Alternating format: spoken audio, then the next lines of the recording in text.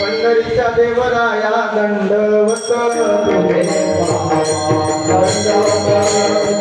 पाया दंडवत तुझे पंढरीच्या देवराया दंडवत तुझे पाया दंडवत तुझे पाया दंडवत तुझे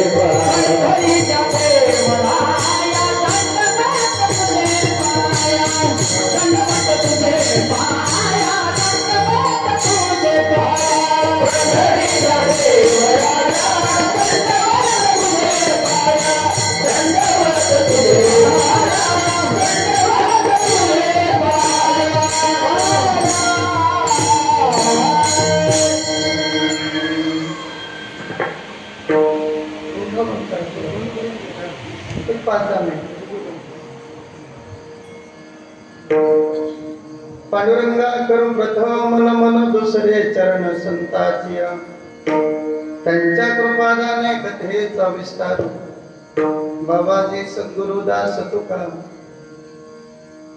नामाची बळे न भिऊ सर्वथा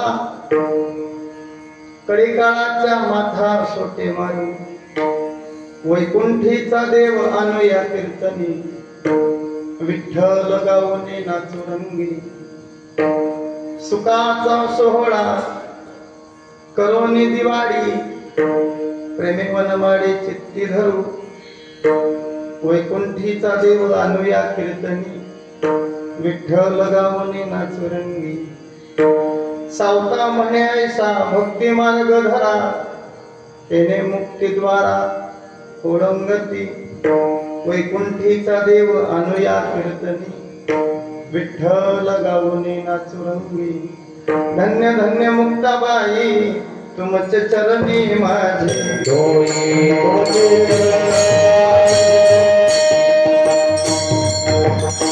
धन्य धन्य मुक्ताबाई तुमचे चरणी माझे डोळे तुमचे चरणी माझे डोळे तुमचे चरणी माझे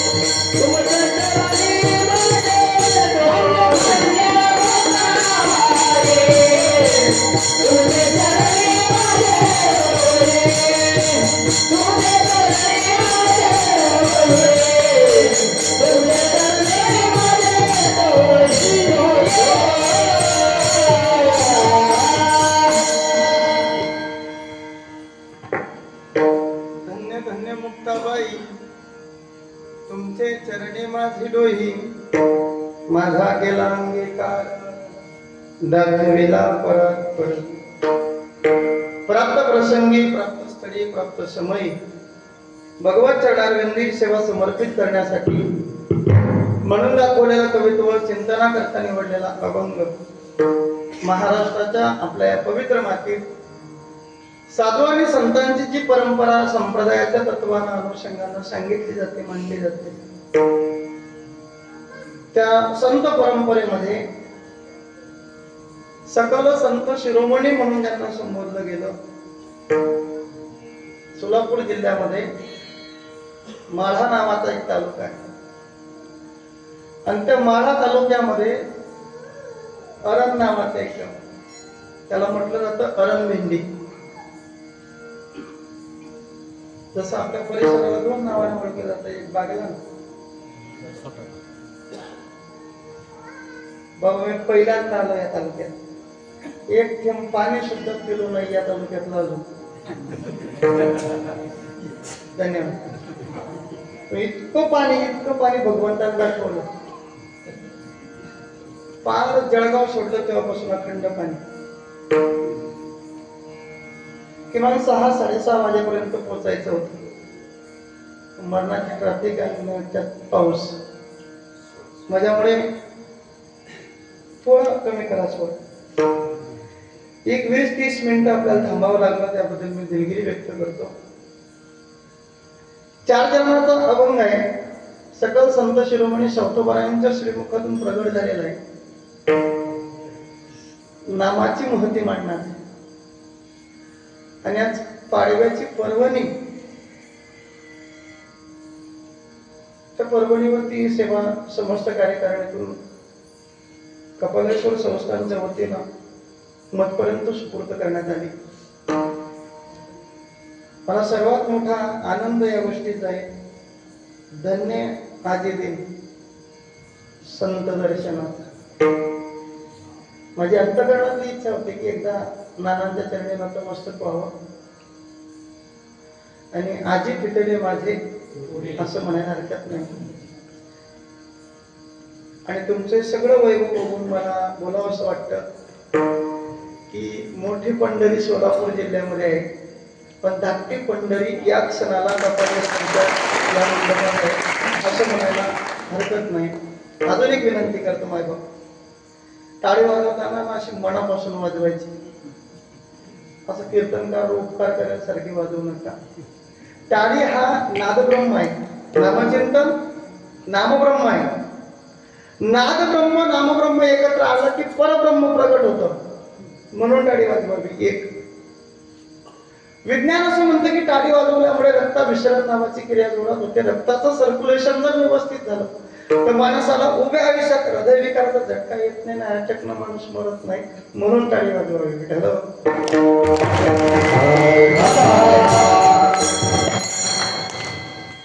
असं मरत नाही म्हटलं की जोरात वाजवली. धन्यवाद सगळ्यांना. आज संस्थांच्या वतीनं कपिलेश्वरांची इच्छा की मी पोहोचावं सुखरूपीतपर्यंत आणि तुम्हा सर्वांच्या दर्शनाचं मी पायी ठरावं, या निमित्तानं आदरणीय नानांनी सेवा मजपर्यंत सुपूर्द केली. डोंगरगावर तुम्हारी तुकारामांचे चंद्रकांतजी बाबा, त्यांनी फार बेळगावला कीर्तनाला उपस्थित देण्याची माऊली एक सेवा तुम्हाला द्यायची पाडव्याच्या पर्वणी. या निमित्तानं श्री गुरु रामचंद्रजी बाबा, श्री गुरु नानासाहेब, श्री गुरु पंडित बाबा, आपण माझ्यामध्ये आपण सोबत चाललोय.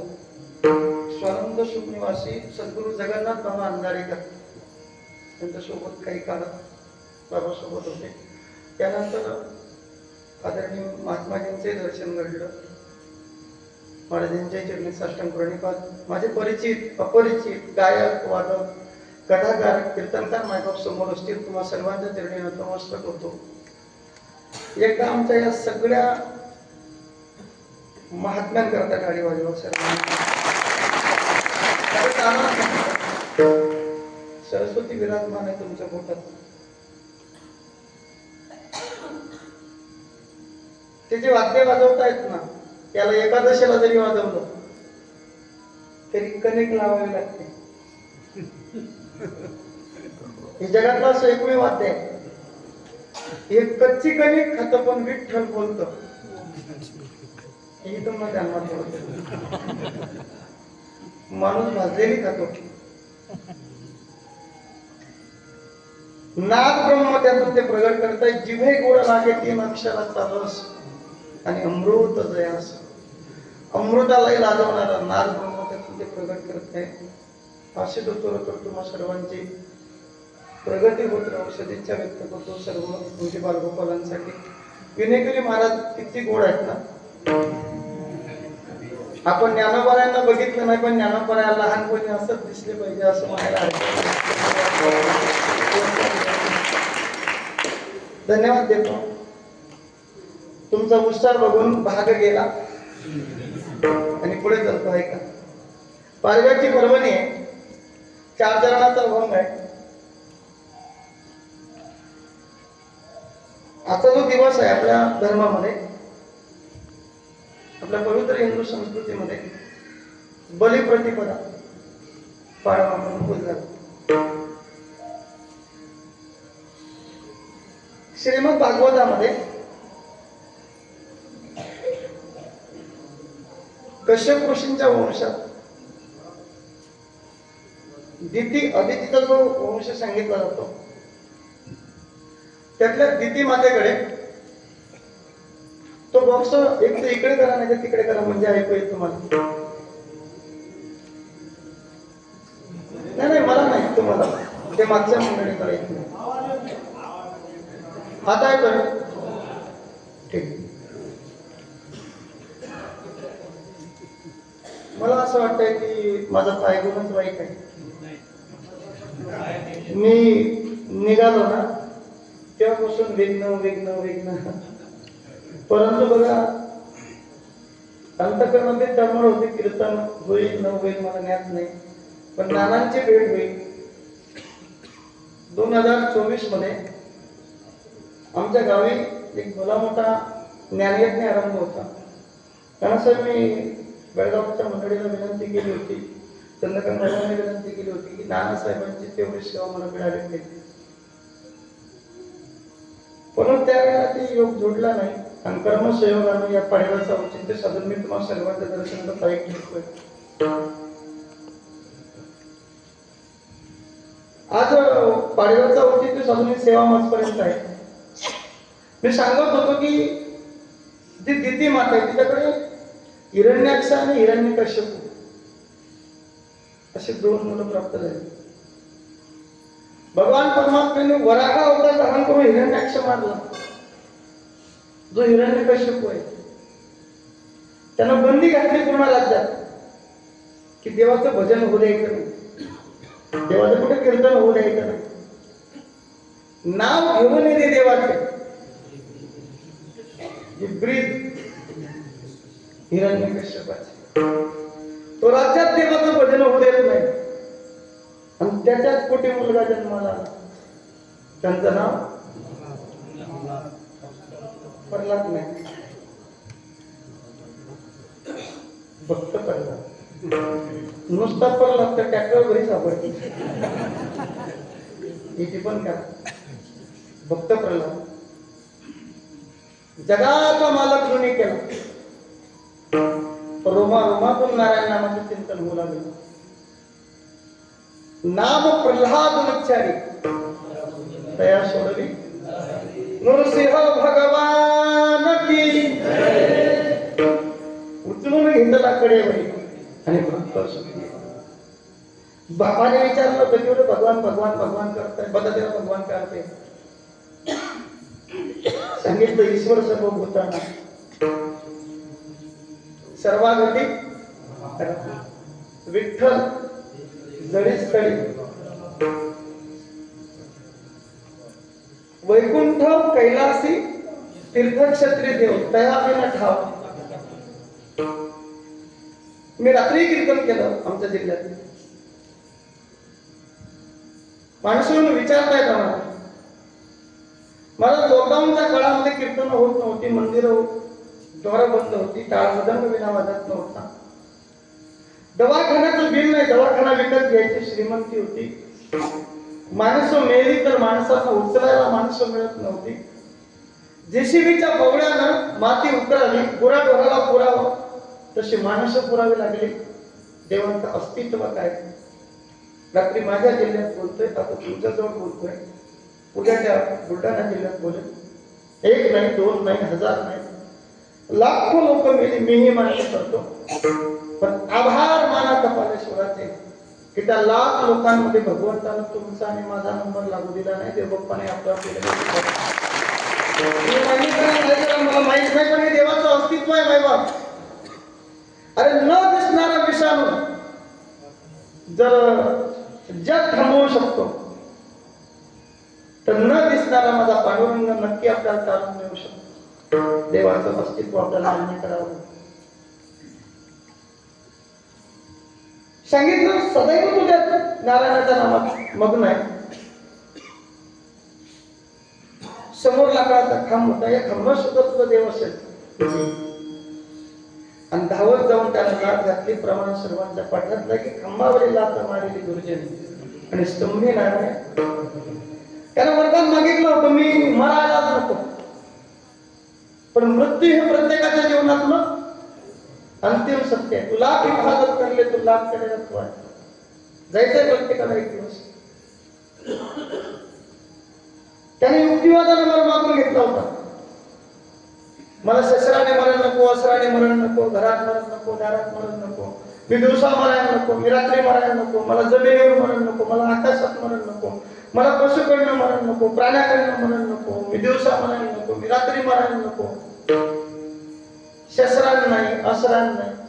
देवानं त्याने मागितलेले सगळे मुद्दे डोळ्यासमोर ठेवले. घरातही बसले नाही, दारातही बसले नाही, उंबरठ्यावर बसले. दिवसही नव्हता, रात्री नव्हती, सूर्यास्ताची वेळ होती. वरचं मस्तक सिंहाचं होतं, खाली देव दानव मानव कोणी ओळखू शकत नाही. म्हणजे पशुही नाही, प्राणी नाही, मानवी नाही. शस्त्रही नव्हतं, अस्त्रही नव्हते, नखांचा वापर केला.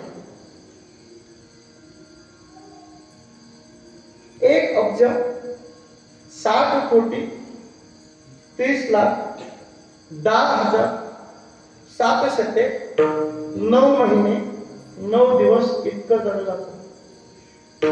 1,30,60,30,10,000,709 मापा तया हिरण्यकश्यपात आहे.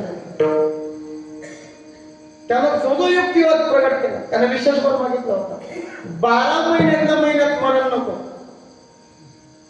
देवानं त्याच्यासाठी 13वा महिना निर्माण केला. आता येतोय पुढे मलमास, पुरुषोत्तम मास, अधिक मास. अधिक मार्गच त्याला ते संपूर्ण राज्य भक्त प्रल्हादजींचं स्वाधीन केलं. भक्त प्रल्हादजींनी दिव्यतेने राज्यासन केलं. ते होते देवाचे भक्त, पण शरीर त्यांचं राक्षसत्व होतं. त्यांनी त्याच कुळाचा विस्तार करावा. कालांतराने त्यांच्या वंशात विरोचन नावाचा राजा जन्माला आला. त्याने त्या वंशाचा विस्तार पुढे केला आणि त्या वंशामध्ये बलिराजा जन्माला. त्याचं शरीर जरूर राक्षसाचं आहे, पण खूप दानशूर. जगातला 2 लोकांचा विशेष उल्लेखाचा भाव आपल्या समोर प्रगट होतो. दान म्हटलं की एक बलिराजा आणि दुसरं कर्ण. कर्ण माहितीये? इथं राहत होता बघा, इथं म्हणजे हस्तिनापुर. इतका दान. दुर्योधनाच्या पत्नीला नगर भ्रमण केला जायचंय. दुर्योधन काही कामामध्ये अडकलेला आहे. तो म्हटलं माझा मित्र तुला घेऊन जाईल. रथाचे दोर करणारा हातात घेतले. त्या दुर्योधनाच्या पत्नीला रथात बसवलं. बाई मी नेतो नगर भ्रमण केलं. रथ डबलू लागला. एक भूदेव त्याच्या समोर आले मार्गात आणि सांगितलं मला थोडं धन पाहिजे. कर्ण म्हटला आता तर नाही देऊ शकत, पण राजवाड्यात देतो. ते म्हटले ठीक आहे, मला आताच हवं होतं, मी काही तिकडे येऊ शकत नाही. ते म्हटले थांबा. मागे वळून रथात बसलेल्या दुर्योधनाच्या पत्नीला कर्ण म्हटला की वहिनी तेवढ्या अंगावरचे दागिने द्या.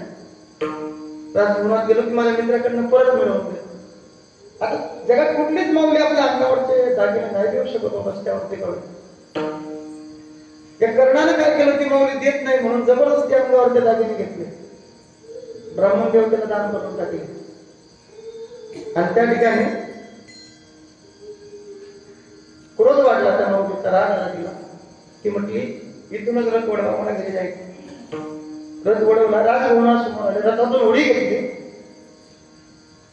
दुर्योधनापर्यंत गेली. म्हटले असा कसा मित्र तुमचा, माझ्या अंगावरचे दागिने काढले, ब्राह्मण देवतेला दान करून टाकले. दुर्योधनाने मुक्त श्वास घेतला. पण तो म्हटलं भाग्य, त्यानं फक्त दागिने दान केले, तुला परत आणले. इतका दानशूर तो कर्ण. आणि त्यानंतर एक नाव पुढे येतो बलिराजा. त्यांनी 100 यज्ञ करण्याचा संकल्प केला. 99 यज्ञ पूर्ण होतीला गेले. 100वा यज्ञ जर यशस्वी झाला तर सर्वजित नावाचा पर्वत त्याला मिळणार आहे. त्रिखंडावरती राज्य करणार आहे. तो स्वर्गही जिंकलाय त्याने एका.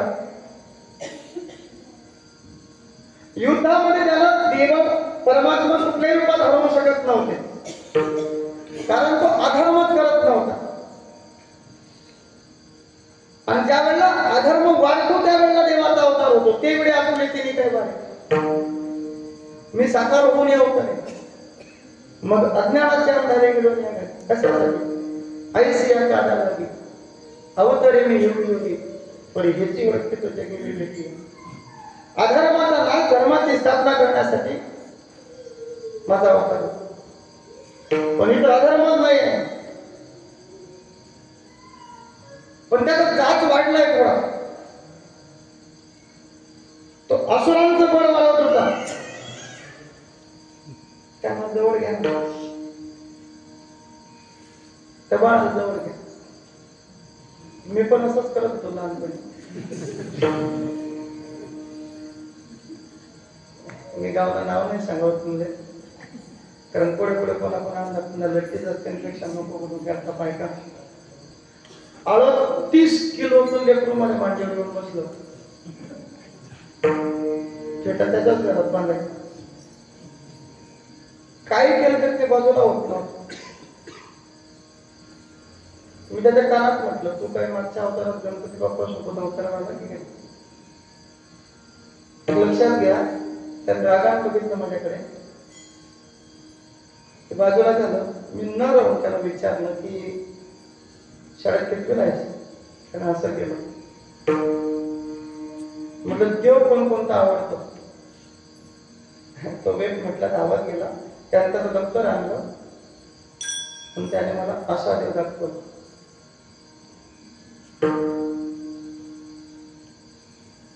हे सगळं दृश्य त्याचा भाव बघत. त्यांना म्हटलं सावधानता बाळगा. मी त्याला एक देव दाखवलाय, सद्गुरु जोग महाराज यांची आळंदीची जी रोज निशी आहे त्याच्या शेवटच्या पेजला 21 बाजूला ज्ञानोबरायांची प्रतिमा आणि मग श्री पांडुरंगाची ही प्रतिमा असते. त्याला म्हटलं ओळखतो का? बाबा त्याला त्याच्या बापाला म्हटलं सावध व्हा, हा हिंदू धर्मातल्या देवाला देव मानत नाही, भविष्यात तुम्हाला बाप म्हणेल हे सांगता येत नाही. आपल्या लेकरांकरता संपत्ती कमी कमवा, संस्काराचा ठेवा त्यांच्यापर्यंत द्या. कारण एक वडील जे जे करतील, आणि मी आतापर्यंत जेवढं बोललो ना हे सगळं त्या बाळाकडे बोललो, यातलं अर्ध पुण्य त्याला मिळणार. मी तो शुभेच्छा देईल त्याला की त्याच्यामुळे मला हे बोलायला मिळालं. वयाच्या 20-21 वर्षी त्याला लाख रुपयाची नोकरी लागू. त्याच्या पहिल्या पगारात माझंच कर्ज नव्हतं. ऐकायला तुम्ही सगळेजण घेऊ. सदिच्छा व्यक्त करतो, पुढे जातो. ऐका, युद्धामध्ये याला हरवणं अशक्य आहे. परमात्म्याने अवतार घ्यायचं ठरवलं. कश्यप आदिती मातेचा ग्रस्त आश्रम पवित्र पावन पुनीत झाला. ब्रह्मांडाचे मालक 5वा अवतार घेऊन त्यांच्याकडे प्रगट झाले. पहिला अवतार मत्स्य, जे मुख्यतः अवतार आहे त्यातला 5वा अवतार एक मत्स्य, दुसरे कच्छ, तिसरे वराह, चौथे नृसिंह, 5वे वामन रूपाने प्रगट झाले. बळीराजाच्या अंगणापर्यंत पोहोचले. कशासाठी आले? तर मागण्यासाठी आले.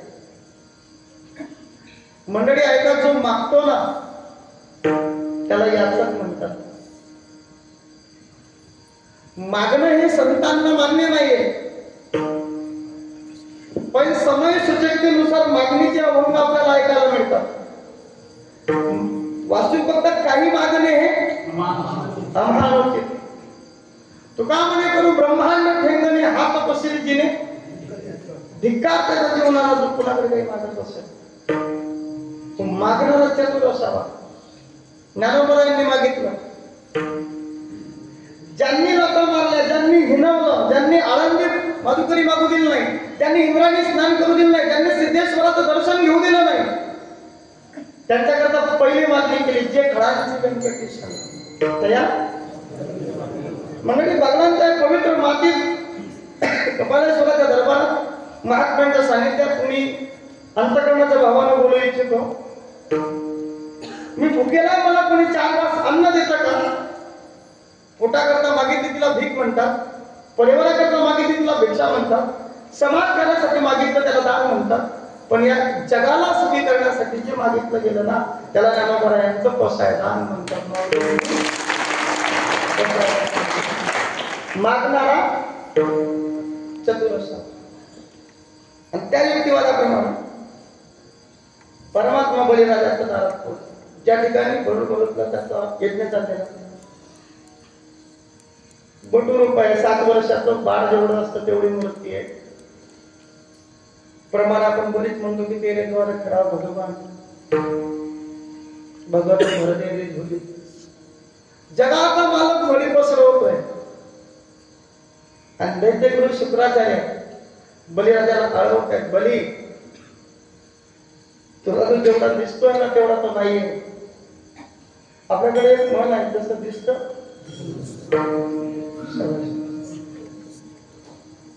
धन्यवाद तुम्हाला.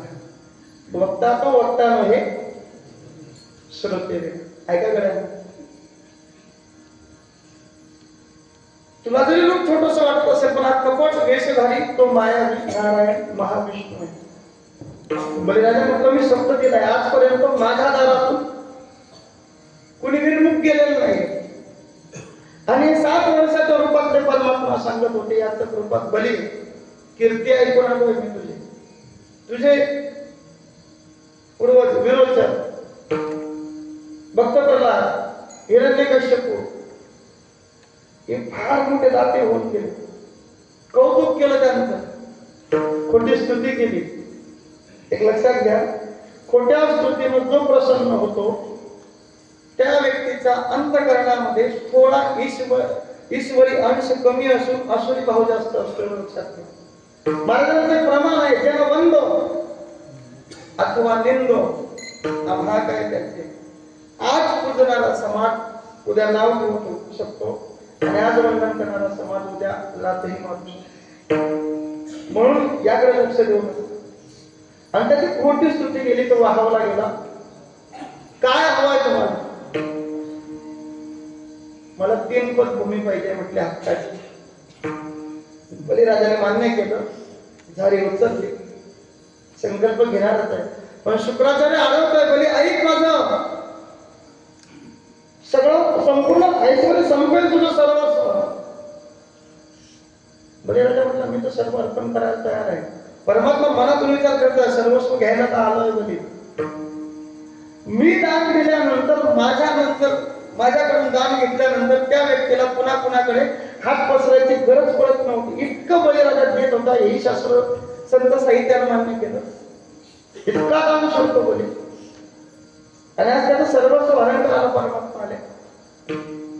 संकल्पाचं जल घेण्यासाठी झाडी उचलली, पण संकल्प जल खाली येत नाही. का तर दैत्यगुरु शुक्राचार्य अदृश्य झाले होते.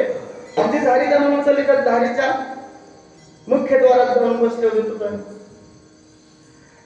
यज्ञामध्ये जे गवत वापरलं जातं दर्भाचं, त्या गवताची एक काठी उचलली, काय अडकलं म्हणून आतमध्ये घातले. धर्मकार्याला शुक्राचार्य आडवे आले म्हणून त्यांचा एक डोळा निकामी झाला.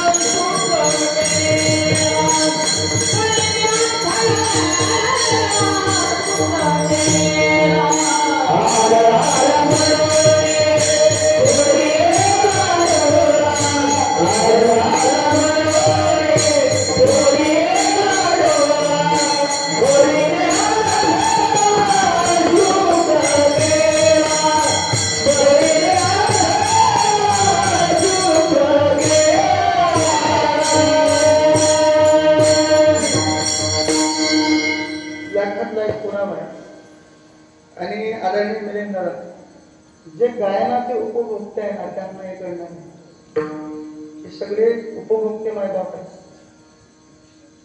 ज्यांना गायन हा विषयच आवडत नाही ते लोक विचारतात कधी कधी, माऊली चालू कीर्तन मध्ये मधमाच तो काय संगीत ही एक आराधना आहे, संगीत एक साधना आहे, संगीत एक तपश्चर्या आहे, संगीत जीवाचं शेवटचे ऐक्य आहे, संगीत अंतरात्म्यानं परमात्म्याला म्हणून गाता येईल पण या दम टाकत नाही दुर्भाग्य. एक लक्षात घ्या की आला म्हणून पुढे येला डोळा आणि बळीने शुक्र अंधारा केला. रक्ताची धार वाहू लागली तर बाहेर आले. संकल्पाचं जल हातावरती पडलं. संकल्प सोडला आणि जसं 7 वर्षाचं रूप होतं संकल्प हातावर सोडल्या विराट रूप धारण केलं. परमात्म्याने विश्वरूप प्रगट करावं. पहिल्या पावलामध्ये अवघं ब्रह्मांड व्यापून टाकलं. दुसऱ्या पावलामध्ये वैकुंठ स्वर्गलोक संपूर्ण व्याप्त केलं. तिसरं पाऊल ठेवायला जागा उरली नाही आणि बलिराजा भयभीत झाला. बली तू 3 पद देणार होता, अजून 2च पद झाली. बलिराजाची पत्नी आहे मायबा, तिचं नाव आहे विंध्यावली. त्याला एक कन्या आहे, तिचं नाव आहे रत्नमाला. जेव्हा वामनजी आले तो सन्मान झालाय, पादप्रक्षालन नावाची प्रक्रिया झाली आहे आणि जेव्हा आई वडील त्या वामनजींचे पादप्रक्षालन करीत होते तेव्हा ती रत्नमाला विचार करते किती सुंदर आहे बाळ. ज्या आईने यांना दूध पाजलं असेल ती माय किती भाग्यवान असेल.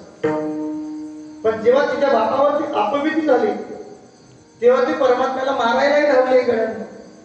देवान तिला अडवलंय आणि सांगितलंय या अवतारात तू काहीच करू शकत नाही. माझ्या 8व्या अवताराचं ज्यावेळेला नियोजन होईल मी 8वा अवतार प्रगट करेन. त्या 8व्या अवतारामध्ये पुतना नावाची राक्षसी तू होऊन येशील आणि तुझ्या दोन्ही इच्छा मी पुरवेन. त्या रत्नमालेने सांगितलं. आज या ठिकाणी तिसरं पाऊल ठेवायला अजून जागा हवी. बली तू म्हणत होता की तुझ्या दारात कोण बिनमुख गेलं नाही, तू दिलं की कोणाकडे मागायची गरज नाही. आज तर तुझा भाव अपूर्ण पडतोय. खंबाती प्रभूती विंध्यावली समोर आली आणि सांगितलं तुम्हीच दिलाय. देता देव पिता नेता येथे याची सत्ता. आपण निमित्त मान्य करा नाही करा मला माहित नाही पण जबाबदारीने बोलतो माहिती. आपल्याकडे आज जे काही आहे मागच्या 100 वर्षापूर्वी त्याचा मालक कोणीतरी होता आणि पुढच्या 100 वर्षानंतर त्याचा मालक. आता आपण निमित्त आहोत. माणूस मेला ना मरणाऱ्याचे कपडेही घरात ठेवत नाही. ठेवतात आपल्या परिसरात, जाळून टाकतात. ज्या गादीवर प्राण गेला ती गादी सुद्धा जाळून टाकतात. अंगावर किती महागडी ब्लँकेट वरही चादर असेल ती सुद्धा जाळून टाकतात. मरणाऱ्याचे कपडे घरात ठेवत नाही, जाळतात. मरणाऱ्याची चादर जाळतात. मरणाऱ्याची ती गादी जाळतात. मरणाऱ्याचा सातबाराचा उतारा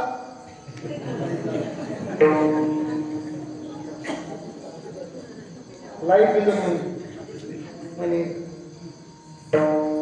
दुनिया में पैसा बना भगवान.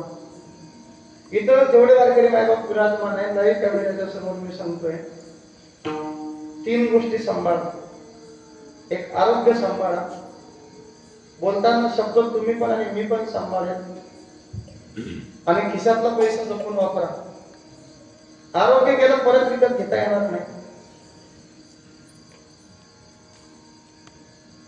शस्त्रामुळे झालेली जखम कधीतरी बरी होते पण शब्दामुळे झालेली जखम कधीच बरी होत नाही. आणि वारकरी संप्रदाय शब्दावर जगतोय. अमाधरी धन शब्दाने रत्न. शब्दाला रत्न मानणारा आपला वारकरी संप्रदाय. शब्द सांभाळा आणि खिशातला पैसा जपून वापरा. जळगाव पासून बागलांपर्यंत जेवढे पेट्रोल पंप लागत असतील ना हायवेला त्यातले 70% पेट्रोल पंपाचे मालक मला नावाने ओळखतात. दादा ही जळगाव जिल्ह्यातली शेळगावकर मावळी. ते विचार करतो आज कुठे निघालात त्यांना म्हणावं डिझेल भरताना की आज कपालेश्वर संस्थान आहे बदलांतर श्री गुरु गोपत नाना तिथे जातोय. ठीक आहे म्हणतात पण डिझेल भरल्यावर राहू द्या. मी फक्त माझा विषय सांगतोय लक्षात घ्या. पैसा नाही ना काय एक लक्षात घ्या. धनवंताला की सर्व मान्यता आहे जगी. माता पिता बंधू जन सर्व मान्यते. आणि त्या धनाचाच अनुभव बलिराजाला झाला होता आणि तीड मात्र तरी होय अभिमान. आणि तो भाव जाणच परमात्म्यानं त्याला अंतर्गर्भाच्या ठरवलं, ब्राह्मण रूप धारण करून त्याच्या यज्ञभूमीत गेले. तो झुकला परमात्म्यासमोर आणि नम्र झाला होता. शेवटच्या कडेला तो झुकला, सांगितलं प्रभू तिसरं पाऊल माझ्या मस्तकावर ठेवा. भगवंताला दया आली, भले मी तुला मारत नाहीये, सप्त पाताळ आहे, त्यातून सुतल नावाचं जे पाताळ लोक आहे त्या पाताळातलं आधिपत्य मी तुला देतोय. पण तो म्हटला मी जाईल प्रभू नक्की, पण तुम्ही कप्ताना माझ्याकडनं हे सगळं मिळवलंय, तुम्हाला माझ्या त्या सुतल पाताळ लोकांमध्ये वारपार म्हणून राहावं लागेल. भगवंताला मान्य केलं आणि पुण्यवान असा बलिराजा पाताळात घातला. तुका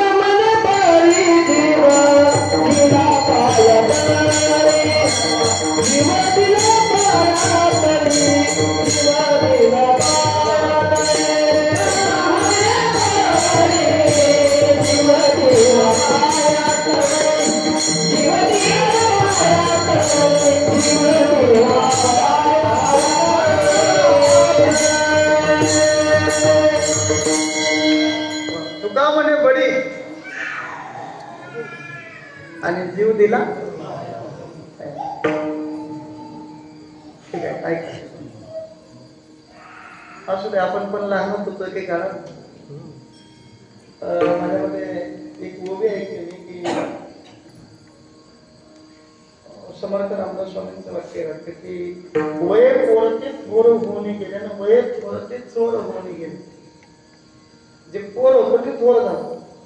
त्यांना सांगायचं असं की लहान लेकरं निष्कपटी निष्पापी असतात, पण जे थोर होतं ते थोर झालं आणि जे थोर होते ते चोर झाले. शेजारची माई आपल्याकडे मिरच्या मागायला आली, 4-5 हिरव्यागार मिरच्या त्या बाजारातून आणल्या की परत करतो आहे घरात, पण माईची द्यायची इच्छा नाही. माई म्हटलं की आमच्या पण घरी आजच समाप्त झाल्या, माफ करा. पण ओट्यावर खेळणारं लेकरं म्हटलं मम्मी फ्रीज मध्ये, असं का म्हटलं तिथे, त्याच्याकडे कपट नाही. चला विश्रांत झाला आहे का, मुद्दा तेवढा पूर्ण करतो. तुका म्हणे बळी जीव गेला, आई जनाबाई भांडल्या पांडुरंगाशी. ऐका भांडल्या, मला ऐकायचं नाही दादा. पुण्यवंत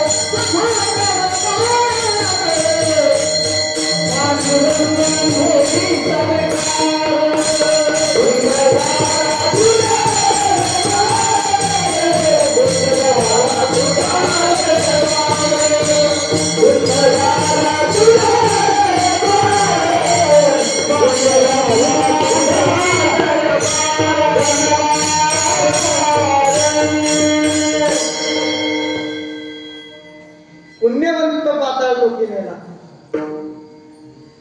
मला असं वाटतं नाशिकलाच भेटतो ना, सातपूर मध्ये 5-7 वर्ष झाले. त्यात वाचलो आपण दोघं जण कोरोनात म्हणून भेटलो. ऐका किंवा आणि खूप आनंद वाटतो. माझी या जातीचे जात म्हणजे हे लक्षात घ्या पहिल्यांदा, जात म्हणजे काय. एक लक्षात घ्या, न पाहे याती कुळाचा भक्त करुणा. त्या निर्णयाची व्याख्या होत आपण. ज्याच्या गळ्यात माळ आहे, ज्याच्या कंपाळावरती गंध आहे, त्याच्या मुखात सदैव परमात्म्याचं नामस्मरण आहे, तो आपल्या जातीचे. आणि माझी या जातीचे मज भेटो कोण की पुण्यवान असा बळीराजा पाताळात घेतला. सुतल नावाच्या पाताळ लोकांमध्ये आता बळीराजा सहकुटुंब गेला, निवास तिथं झाला. परमात्मा द्वारपाल झाले, राखे दारवंटा बळी. इकडे माता लक्ष्मीनं नारदजींना एके दिवशी विचारलं, वामन रूप परमात्म्यांनी घेतलं पण ते परतलेच नाही. नारदजींनी म्हणावं त्यांनी तर सेवा पत्करली. आपल्या भाषेत सांगायचं तर नोकरी लागली त्यांना. कुठं? सुतल नावाच्या पाताळ लोक. कशाची? सिक्युरिटी गार्ड, चौकीदार, वॉचमन. प्राकृत मराठीमध्ये द्वारपाल, राखे. हे पुन्हा बोलतोय दारवंता बळी. एक लक्षात घ्या, माता लक्ष्मीनं स्वरूप बदलवावं, सुतल पाताळ लोक गाठावं आणि बळीराजाला सांगावं जगात कुणी नाही माझं, कर्माची नाही धर्माची बहीण म्हणून स्वीकार. ताई सर्वस्व अर्पण करून आलोय बरं का देवबाप्पाला. आहे त्या परिस्थितीत थांबशील का? नक्की राहिली हो माता लक्ष्मी. काय पुण्यवान असेल हा बळीराजा. आज ती तिथी त्याच्या नावाला आहे. आजची जी प्रतिपद आहे ना, ही त्याच्या नावाला आहे. बळी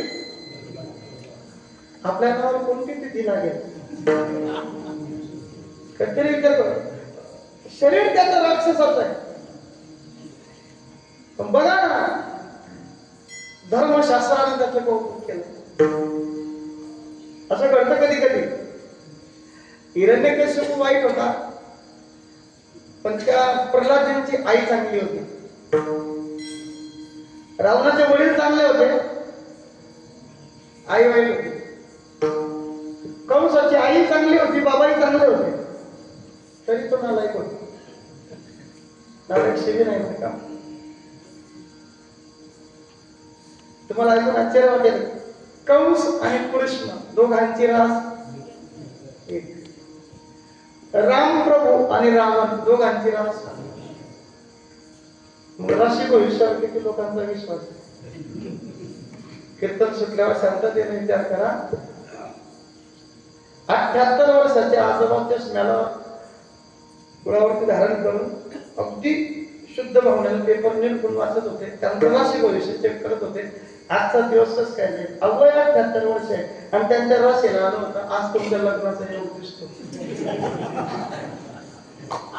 अरे बाबा, आयुष्य भविष्य वारकरी संप्रदाय या तत्वान जगतोय. मी सकाळी अयोध्येचा राजा होणार आहे या आनंदाने प्रभू रामचंद्र झोपी गेले आणि सूर्यनारायणाची पहिली किरण पृथ्वीच्या पाठी येत आहे आणि 14 वर्ष 14 दिवस भगवंत वनवासाला चालले. या भारतात घडलेली सत्य घटना आपल्या समोर मला मांडायची आहे. माऊलीनं मनात आणलं तर काय करू शकते?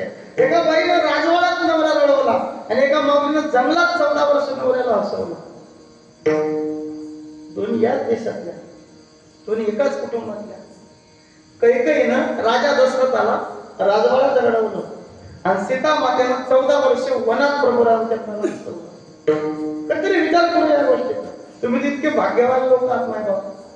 प्रभू रामचंद्रांचा वनवासाच्या काळातला सर्वात जास्त वेळ ज्या जिल्ह्यात गेला तो जिल्हा प्रभू रामचंद्रांच्या पदस्पर्शाने पवित्र, पावन आणि पुनीत नाशिक जिल्ह्याची माती.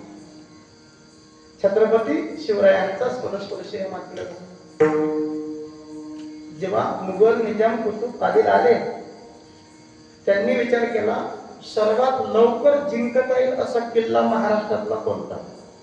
तर त्यांना त्यांच्या एका सरदाराने सांगितलं सर्वात कमी मावळे असलेला किल्ला नाशिक जिल्ह्यामध्ये दिंडोरी पासून काही अंतरावरती रामशेज नावाचा किल्ला आहे. किती दिवसात जिंकता येईल? आता असं मन लावून काही बघू नका, मी सांगणार नाहीये. एकच पाकिट सगळं सांगावं नाही.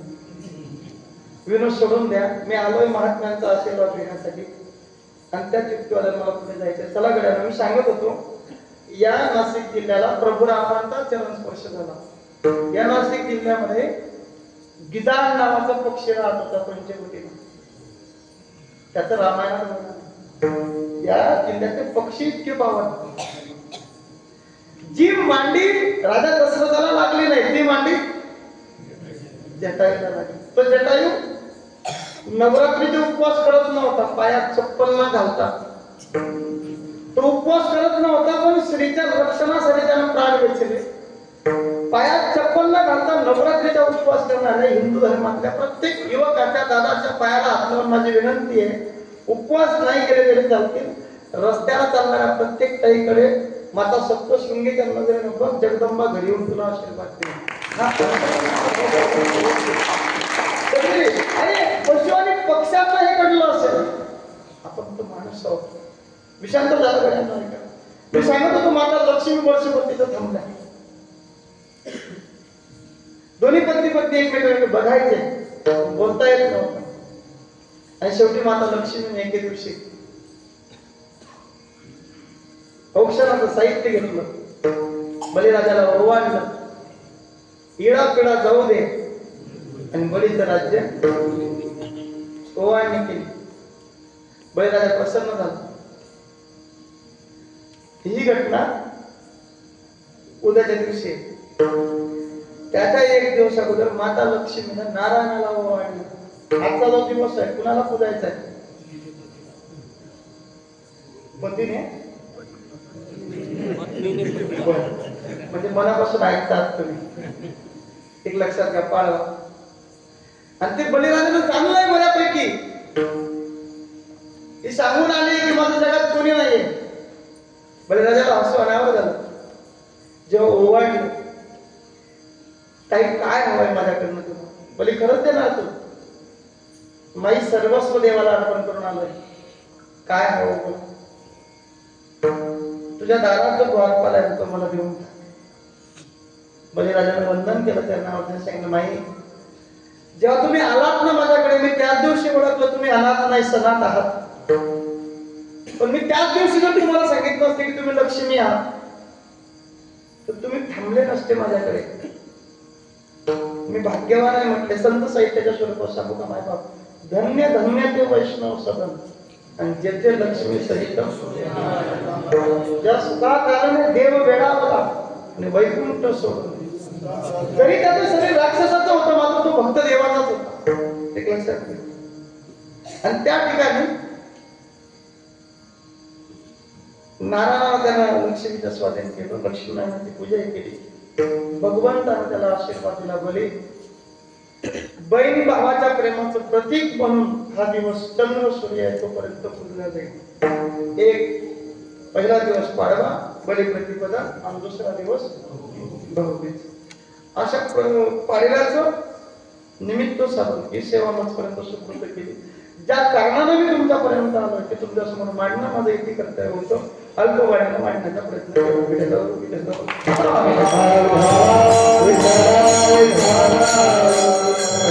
आणि या औचित्य साधून अनुसरून 4 करण्याचा अभंग निवडला. सौतोबाने त्यांच्या गावापासून 40 किलोमीटर अंतरावरती पंढरपूर आहे. पण हे महात्मा पंढरीपर्यंत पोहोचत नाहीये. त्यांच्या शिवारात, त्यांच्या रानात, त्यांच्या मळ्यात जे पीक ते फुलवतायत, त्या पिकाला ते विठ्ठलाचं मानताय. जे जे दृष्टी दिसते पूजा, ध्यान, जप, एक लक्षात घ्या. मला असं वाटतं की हा अवकाळी पाऊस पडला तर कांद्याचं नुकसान झालं असेल. आधीच कांदा माती मोल आहे. मी पवित्र मातीत पवित्र महात्म्यांच्या समोर पवित्र संस्थानला, अदृश्य पंचमहाभूतांना, कपिलेश्वराला माझी विनंती आहे, ज्या शेतकऱ्याच्या शेतातलं अन्न रोज आमच्या काकात येतं ना, त्या शेतकरी बापाची लेकरं उपवास नको देऊ नका. आणि जो आमच्या करता रोड्याकडे टाकून जातो त्या सैनिक दलाच्या केसाला धक्का लागू देऊ नका ही मागणी देवबाप्पांमध्ये पूर्ण करावी. माझा आजच्या कीर्तनाचा जेवढा प्रवास आहे ना तेवढा सार्थकी लागेल. खूप लांबून आलोय गड्यांना. जळगाव मला जिल्हा आहे. जळगाव किती येते एकूण 265 तर मालेगाव होतं अंदाजे इथून 250 किलोमीटर.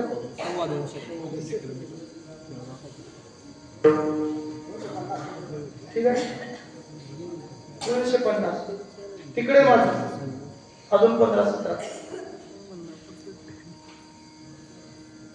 मरणाचा प्रवास करून मी आपल्यापर्यंत पोहोचलो. पण तुमचा उत्साह बघून ना सगळा थकवा गेला. मी इतकी स्वप्न रंगवून आलो होतो आल्या पहिल्यांदा जेवण करतो. पण पावसाने इतका घोळ केला ना मरणाचा पाऊस आहे नाही. मला पावसाचंही विशेष वाटलं नाही त्या वादळाचं विशेष वाटलं नाही. मला हैराण व्हावं लागलं. अनेक रस्ते बदलावे लागले त्याचे काही वाटलं नाही. पण जेव्हा येत होतो ना एकाही घरावर लाईटिंग चमकत नव्हती. दिवाळी नाही हो 2025 मध्ये शेतकरी बाप्पाचं. त्यात हा पाऊस कांदा टाकण्याची मका टाकण्याची धावपळ ते बघितलं लय वाईट वाटलं जरा. निसर्ग पोपलाय. पण तरी मी शेतकरी बाप्पाला विनंती करेन निसर्गावरती काळ्यावरती नाराज होऊ नका की देईल भरभरून एक दिवस आपल्याला. माझी विनंती आहे तुम्हाला नाराज नका. तुम्ही बघताय सगळं सोशल मीडियाच्या माध्यमातून अनेक यंत्रणेच्या माध्यमातून की इतर राष्ट्रांमध्ये पूर्ण गावाची गाव शहराची शहर राहत होत आहेत. आपल्या भारतामध्ये कुंभमेळा भरला होता. कुंभमेळा चाललेला आहे आणि तिकडे विदेशात एक पूर्ण शहर जळत होत. सगळी यंत्रणा टेक्नॉलॉजी तिथे उपलब्ध होते. सामुग्री उपलब्ध असताना ते आगीवरती नियंत्रण करू शकत नव्हते. आग हवेच्या विरुद्ध वाहत होती. पूर्ण शहर स्मशानभूमी झालं. जगातली सगळ्यात महागडी सिटी होती. सगळं बेचिराग झालं. पत्रकार दादांनी तिथल्या तत्व व्यक्त्यांना विचारलं त्याला काय म्हणतात. ते म्हटले हा निसर्गाचा कोप आहे. हे कुठे कुठे होऊ शकतं. हे म्हटले हे जगातल्या सगळ्या देशात होईल. फक्त एकाच देशात होऊ शकत नाही. त्या देशाचं नाव भारत आहे. कारण या देशातले लोक आजही ग्रंथाला आणि संतांना पुजतात. अजूनही ज्ञानोबांनी भिंत चालवली यावरती आपला संतांची पायी आहे माझा. सगळं चाललंय ना गड्यांना विश्वासावरती चाललंय. माझ्या मनातला कांदा आहे ना तो पांडुरंगाचं रूप आहे. माझ्या मनातला मुळा आहे ना तो देवाचं रूप आहे. कांदा मुळा भाजी अवघी लसूण मिरची अवघा झाला. अखंड त्या भाजीपाल्यात वृक्ष लता वेलीमध्ये डौलानं बहरलेल्या पिकामध्ये विठ्ठल बघणारे सावतोबर आहे. विश्वाला उपदेश करण्याचा भाव अंतकरणात प्रगट झाला.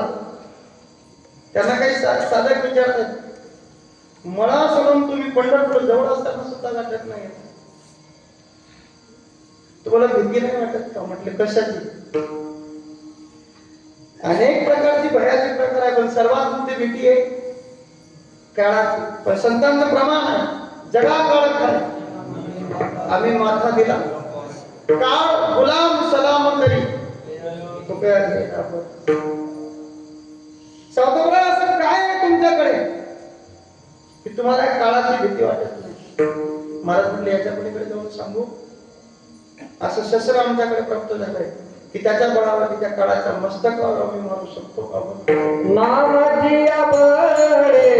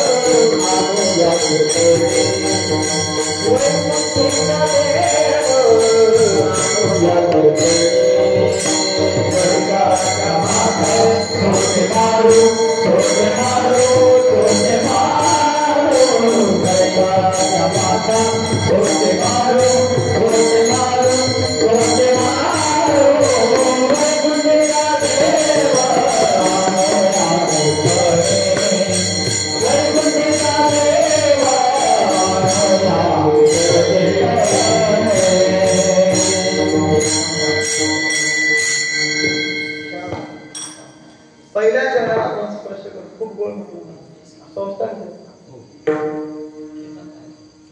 लोक विचारतात की महात्म्यांनी आयुष्यात काय कमवलं, तर नानांची ही कमाई तुमच्या हृदयासमोर ही श्रीमंती आहे हो. आणि एक बोलू, आम्ही काय गायन केलं, आम्ही काय वाजवलं, आम्ही काय कीर्तन केलं, आमचे गुणलेखक होऊ नका. आम्ही या वयात धोतर नेसून फिरतोय, हाच आमचा सगळ्यात मोठा परमार्थ आहे. सप्ताह असेल ना, गुणलेखक असतात बाबा. कोणत्या बाबांनी कीर्तन चांगलं करते, गायन करताना कोणीतरी असं केलं ना घालून, त्याला असं करा. आयराने एक मन येते ते बाकी तुमचं पाठ आहे का. पाण्यातील मासा झोप घेतो कैसा, झाले त्याच्या वंशात. इतकं सोपं नाही घरात. विचारतात महाराज काय घडलं हो कीर्तनामुळे, विचारतात ना लोक. इतकं तुम्ही कौतुक करता संप्रदायाचं, तर काय विशेषता आहे. मी मुंबईत बोललो महिन्यापूर्वी, तुमच्या समोर बोलतो की गुन्हा घडल्यानंतर शिक्षा करतात, त्यांना पोलीस दादा म्हणतात. पण गुन्हाच करू नये म्हणून अज्ञानी जीवांना रात्रंदिवस सन्मार्गाला लावायचं कार्य जिथं चालतं, त्यांना वारकरी संप्रदायाचे प्रवक्ते रात्रंदिवस अज्ञानी लावावे हे कार्य इथं चाललेलं आहे. विचारतात लोक काय घडलं कीर्तनामुळे. 16व्या शतकानंतर ती घटना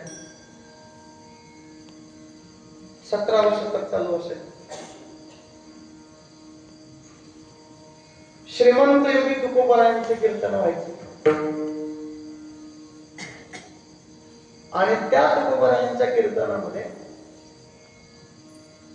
2 वर्ष आपलं लेकरू मांडीवरती घेऊन एक माय बसायची पुणे जिल्ह्यात. बघता बघता बघता त्या लेकरानं 12-14 वर्ष तुकोबारायांची कीर्तन ऐकली. आणि एके दिवशी त्यांच्या परिसरामध्ये, नानासाहेब समोर आम्ही बोलायला नको पण व्यासपीठाचा आधार घेऊन बोलतोय, त्यांच्या परिसरामध्ये कुठेतरी यात्रा जत्रा आहे आणि त्यांचे 12-14 वर्षाचे मित्र त्यांना सांगत होते तिथं यात्रा आहे, वर्षातला एक कार्यक्रम आहे, लोकनाट्य आहे. आपल्या लेकरू तिथपर्यंत गेलं नाही, फक्त मित्रांच्या मुखातून ऐकतंय की त्या नाट्यामध्ये महिला नाचणार आहे. काय पकडलं हो महिला बाहेर येऊन, ओळख नेलं पोराला घरात आणि सांगितलं बाळा, अरे या मराठी मातीतल्या आई बहिणीवरती कमी अत्याचार नाही झालाय. मागचे 750 वर्ष हेच चाललंय.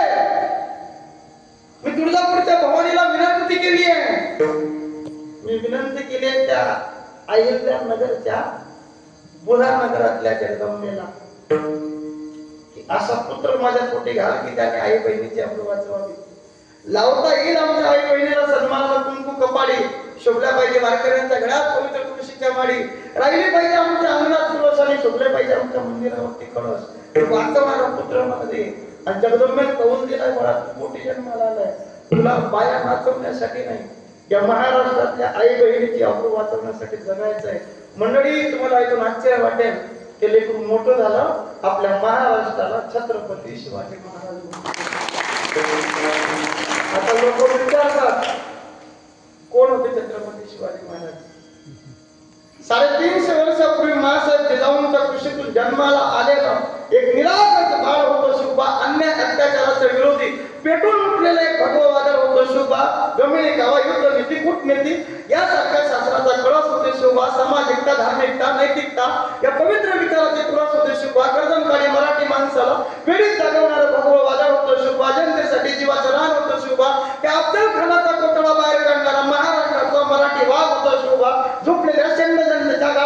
झणझणीत चपराक होते शिवबा, महाराष्ट्राची माणुसकी मोठ्याचं माप होतं शिवबा, तुमचा माझा आणि सामान्य हिंदुस्थानाचा बाप होता शिवरायांच्या विचाराची माती. मी 1 मिनिट बोलेल, काही सेकंद बोलेल यावरती पुढे करेल. व्हिएतनाम नावाचं छोटंसं राष्ट्र आहे जगाच्या पाठीवरती. त्या व्हिएतनाम नावाचा छोटासा देश आहे आणि त्या राष्ट्रानं अमेरिकेसारख्या बलाढ्य राष्ट्राला एकेकाळी पराभूत केलं. छोट्याशा राष्ट्रानं बलाढ्य राष्ट्राला पराभूत केलं आणि विजय संपादित केल्यावर त्या परराष्ट्र मंत्र्याने विचार केला की ज्यांचा आदर्श घेऊन आपण जिंकलोय त्यांच्या दर्शनाला जावं. आणि त्या व्हिएतनामचा छोट्याशा राष्ट्राचा परराष्ट्र मंत्री आपल्या भारत देशात आला, दिल्लीला उतरला. विमानतळावर तिचं स्वागत झालं. त्याला विचारलं काय बघण्यासाठी, काय करण्यासाठी, काय हवंय तुम्हाला, कशासाठी भारतात आला. तो म्हटलं काही नकोय मला फक्त महाराष्ट्र राज्यातला रायगड किल्ला बघायचा. दुसऱ्या देशातला परराष्ट्र मंत्री, इच्छा कशाची आहे, रायगड बघायचं. त्याला सन्मानाने दिल्ली मुंबईला आणलं, मुंबईत पुण्याला आणलं, पुण्यावरून रायगडाला नेलं. तो पूर्ण रायगड फिरला, महाराजांचं समाधीचं दर्शन घेतलं, राजांच्या सिंहासनाला वंदन केलं, तिथल्या मातीला वंदन केलं. रायगड त्याने डोळ्यात साठवला, हृदयात साठवला. परत त्यांना मुठभर माती घेतली आणि खिशात घातली, निघाले.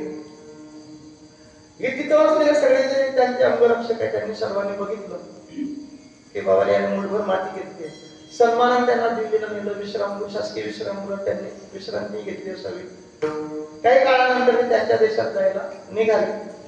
आपल्या परराष्ट्र मंत्र्यांनी त्यांना विचारलं की साहेब मी बघितलंय तुम्ही रायगडावरून परत त्यांना मुठभर माती उचलली आहे रायगडाची, मागितलं असं आम्ही शिल्लक दिली असती तुम्हाला थोडी गोळा करून. तो म्हटला नाही इतकी पुरेशी झाली नाही, पण एवढी माती नेऊन, तो म्हटला इतकी माती नेण्यासाठीच तर आलो होतो, चिमूटभर भेटली असती तरी भरपूर झालं असतं. काय करणार ही माती नेऊन. तो म्हटला माझ्या देशात जाईल, विमानतळाच्या बाहेर निघाल्यावरती सरकारी गाडीत बसेल, गाडी मार्गाला लागेल, एखाद्या शेतकरी बापाच्या बांधावर गाडी थांबवायला लागेल, त्या शेतात जाऊन माझ्या खिशातली माती त्या मातीत टाकून देईल. कालांतराने ती शेतीची जमीन कसली जाईल, कालांतराने त्यामध्ये बीजारोपण होईल, कालांतराने गहू ज्वारी पेरली जाईल, ज्वारीला कणस लागतील, दाणे भरतील, दाणे काढली जातील, दळण झाल्यानंतर पिठात रूपांतर होईल, त्यापासून भाकरी तयार होईल. ती भाकरी एखादा व्यक्ती भक्षण करेल, त्या व्यक्तीच्या शरीरामध्ये रक्त आणि रेत त्यापासून तयार होईल. त्या रेतापासून जी संतती जन्माला येईल ती छत्रपती शिवरायांच्या विचाराची जन्माला येईल. हे सगळं घडलंय कीर्तनातून. राजांनी समोर बसून 32 मन सोन्याच्या सिंहासनावर बसणार दैवत महाराजांच्या समोर बसून कीर्तन ऐकलं. मी बोललोय पुन्हा बोलतोय, नम्र झाला होता. जगातला सर्वात मोठा दागिना. पाणी नम्र झालं की त्याला तीर्थ म्हणतात, अन्न नम्र झालं की त्याला महाप्रसाद म्हणतात, गाणं नम्र झालं की त्याला भजन म्हणतात, बोलणं नम्र झालं की त्याला कीर्तन म्हणतात, लोखंड नम्र झालं की अवतार तयार होतात, सोनं नम्र झालं की अलंकार तयार होतात, आणि माणूस नम्र झाला की त्याचा देव होतो. एक लक्षात घ्या, पशु का होत बनैया नरका एक बार नर करणी करेल नरका. आणि लक्षात घ्या बाबा, सर्वाभूती एक वासुदेव शोधणारी आपली ही माती. त्यातलं सौकपरा सांगतात की नामाची यापर्यंत मिळू सर्वथा आणि कळी काळाचा माथा सोटे काळाचे मस्तकावर वाजवू शकतो. नामाने भूतकाळात करले, वर्तमान काळात करत आहे आणि भविष्य काळामध्ये करणार. ऐसे अनंत पार नामे तरले चराचर, नाम पवित्र आणि परिकर रघुमा देवी वराती. एक प्रमाण. दुसरं प्रमाण घ्या, घेता नाम विठोबाचे पर्वत जडती. तिसरा पुरावा घ्या, तृणाग्नी मिळे कैसे नामे केले. त्याच्या पुढचं प्रमाण घ्या, नाम तुझे नारायणा कोळी. त्याच्या पुढचं प्रमाण घ्या, नाम जपले वाल्मिकाने कुठली तोंड गेला पाणी. त्याच्या पुढचं प्रमाण घ्या, नाम विठोबाचे तारियेला कोळी आणि कुंभार. त्याच्या पुढचं प्रमाण घ्या, नामा वाचून साधन नाही या कलियुगात. त्याच्या पुढचं प्रमाण घ्या. भरपूर झाले नामाची शक्ती. अजून बोलू. प्रभू सेतू बांधताना समुद्रात दगड टाकला तर तो दगड बुडाला आणि वानरांनी दगड टाकली ती दगड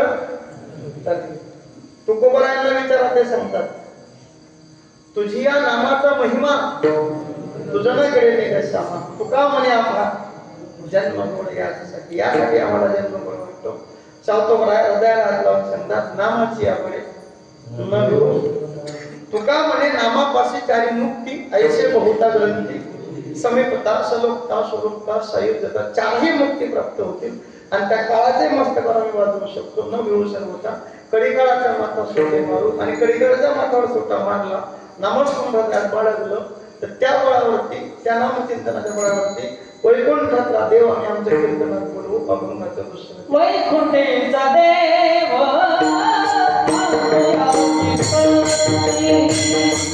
वैकुंठेचा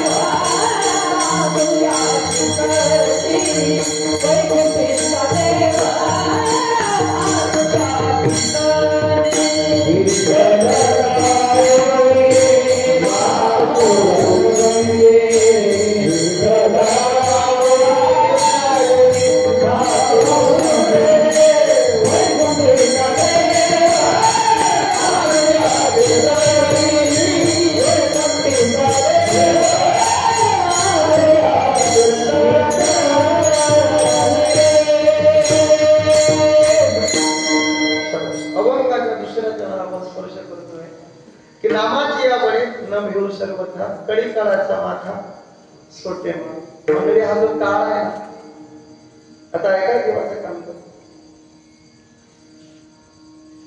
जो गुण कीर्तनात वाटप होतो ना त्याच्याबद्दल एक कथा आहे पण कधीतरी आला तर नक्की सांगेल ऐका तुकोबरायांचा गुळाचा व्यापार होता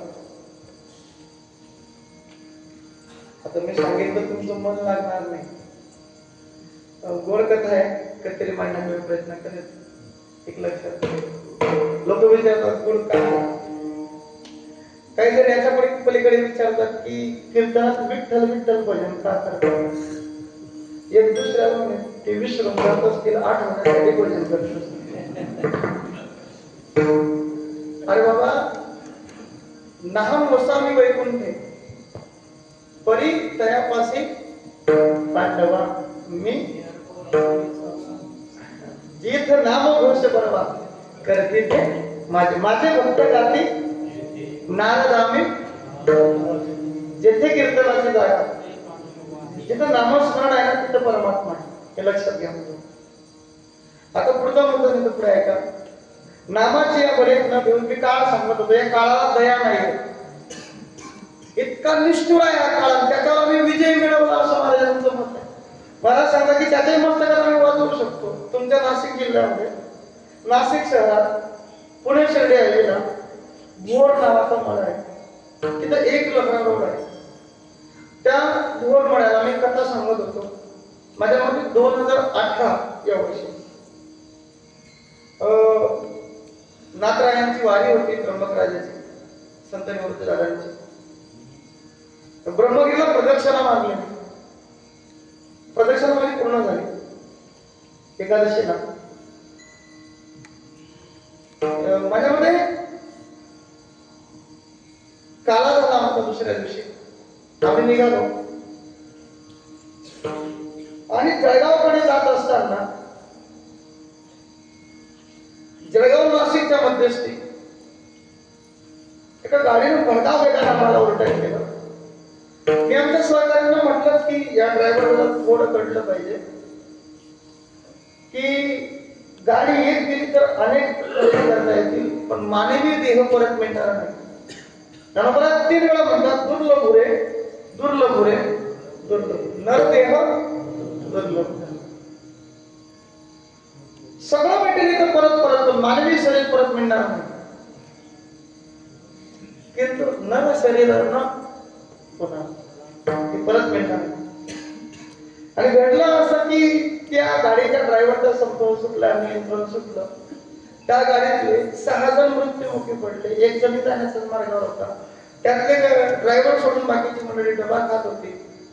मागच्या सीटवरचे जे 2 जण होते त्यातल्या एकाचं मस्तक असं फुटलेलं होतं. त्याचा जबडा आ होता आणि उघड्या असलेल्या मुखामध्ये त्याने घेतलेला जो घास आहे, 1 बटाट्याची पोळी आणि 1 चपातीचा तुकडा होता. मला अंगावर शहारे आहे सांगताना मला प्रमाण आठवलंय की क्या जिने की पकडी आस हातों में नहीं लिया तेरा घास. तुम्ही ताटात अन्न घेतलं, तो घास उचलला, तो मुखात घेतला, किती वेळ लागेल तो भक्षण करायला, तितकाही तो काळ. ग्रास केली सत्ता हाती नाही, ग्रास केली सत्ता हाती नाही, सत्ता पुरावे लागली सत्ता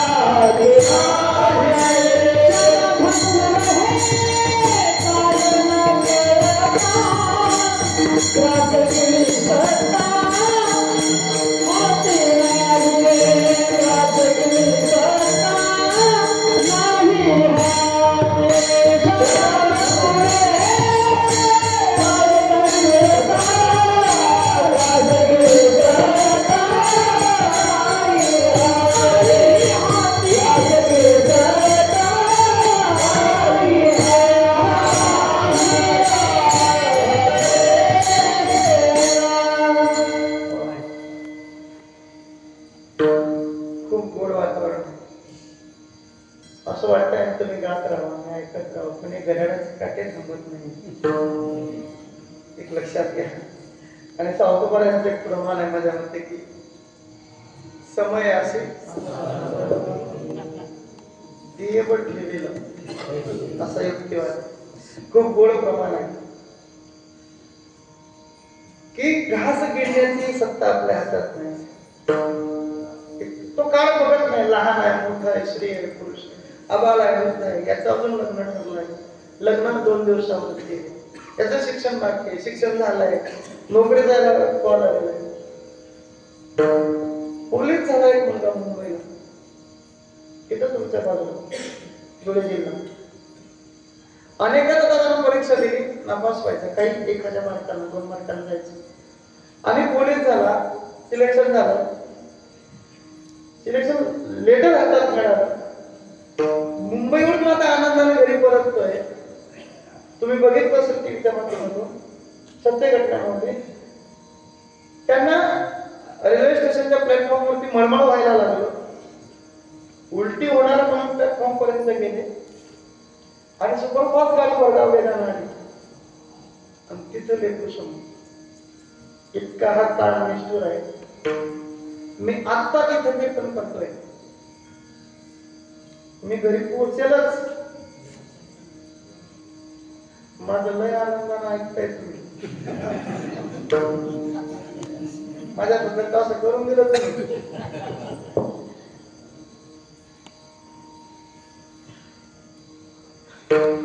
माझी नजर ज्यांच्याकडे जाईल ना, त्यांच्या हृदयाचे ठोकेवर कोण कोण नंबर लागतंय. काल भी अज्ञान है देखो अपना मुख फलाय न जाने, वही जग में कपीस को खा जाए. कोणता काळ येईल कैसा नाही आहे आता. म्हणून ऐका बाबा, असा हा निष्ठुर असताना काळ, त्याच्याकडे दया नाही, माझी ती थोडी ती थोडी ती निष्ठुर यमाचे किंकर. अशा निष्ठुर काळावरती आम्ही विजय मिळवला असं मला सांगतात. कशाचा गुणावर? नामाची याकडे न भिवू सर्वता, आम्हाला भीतीच उरली नाही म्हटले. कडे काळाच्या माता सोडते म्हणून त्यांच्या बरोबर वैकुंठीचा देव आणूया. देव कुठे आहे? महाराज म्हटले वैकुंठात. मला एका सद्ग्रस्ताने विचारलं की मला वैकुंठ कोणत्या दिशेला आहे? आपल्याच बांधवर गाडी सोडते. त्या म्हटलं अजून मी गेलो नाही. गेलो तर तुला वाटतं आपलं मेसेज करेल इकडे ये. तो म्हटला नवरे सगळं संपवा.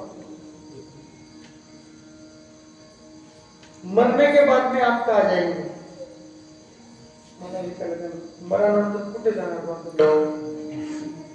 मी असंच मुखांतर म्हटलं मैं तो नरक लोक ले जाऊंगा. तो मतलब इतना अच्छा भजन पूजन सत्संग करके आप नरक में जाओगे? मैं नहीं पूछूंगा क्यों जाऊंगा? बोल रहा हूँ आपके जैसे जो बेवकूफ नरक में पड़े होंगे ना उन्हें बाहर निकालने के लिए मैं वाट जन्म जे परत भेटलं. माणूस मेला ना त्याचा फोटो तयार करतात आपल्याकडे. त्याचं नाव टाकतात त्या प्रतिमेच्या खाली. तिथं त्याच्या नावाच्या पुढे एक अक्षर लिहितात वै म्हणजे किंवा काही किंवा स्व. न कोणी लावतच नाही. कर्मण्येवाधिकार असते बाबा. त्या कर्मानुसार तुमचं सगळं घडणार आहे. एक लक्षात घ्या. कुठं वास आहे परमात्म्याचा? अखंड वैकुंठ. आणि तो वैकुंठीचा राहणार आम्ही आमच्या कीर्तनात आणतो. वैकुंठीचा देव आणूया कीर्तन. आता कीर्तन म्हणजे मी जबाबदारीनं बोलतो महात्म्यांसमोर, माझ्यावर अधिकार नसेल. कीर म्हणजे अंधकार, तन म्हणजे शरीर. ज्या ठिकाणी बसल्यानंतर तनाचा अंधकार दूर होतो त्याला कीर्तन म्हणतात. ब्रह्मभूत काया होत असे कीर्तन. काया ब्रह्मभूत करायचे साधन म्हणजे कीर्तन आहे. भक्ती ज्ञानाग्रहित इतर गोष्टी न करायला प्रेम भरे वैराग्याच्या युक्ती विवराव्या जेणेकरून अंतरी मूर्ती तसावी श्रीहरीची. आणि ऐसे कीर्तन मर्यादा आहे. तुमच्यासारखे शुद्ध श्रुते प्राप्त झाले माझं परम सौभाग्य. लक्षात घ्या. तुकोबारायांची कीर्तन आहे उगाडीचा भाग. महाराज मुक्कामाला आहे. नेहमी त्या गावात मुक्काम पडतात. एक माणूस महाराजांना म्हणतोय की महाराज आज कीर्तन गोड झालं पाहिजे. जगद्गुरु श्रीमंत तुकोबारायांनी शांत चित्ताने विचार केला या जगामध्ये सर्वात जास्त गोड काय? अमृता उन्हे गोड नाम तुझे. महाराजांनी 8 वाजेला कीर्तनाला प्रारंभ केला. 10 वाजेपर्यंत फक्त एकच भजन. रामकृष्ण हरी जय जय रामकृष्ण हरी रामकृष्ण हरी जय जय. हे एकच भजन 2 तास चाललं. जे बसले होते ते 9, 9:30, 9:45 गोड. 10 वाजेला महाराजांनी बरोबर डोळे उघडले. समोर एकच व्यक्ती आहे. महाराज म्हटले सगळे बाबा तुम्ही कीर्तन कसं करेल म्हणे. पण तू नाही गेला असणार. नाही तुम्हाला पायना खाली ती घोंगडी येते म्हणे. मला सांगायचं काय आहे? बदल करा सांगतो विठ्ठला.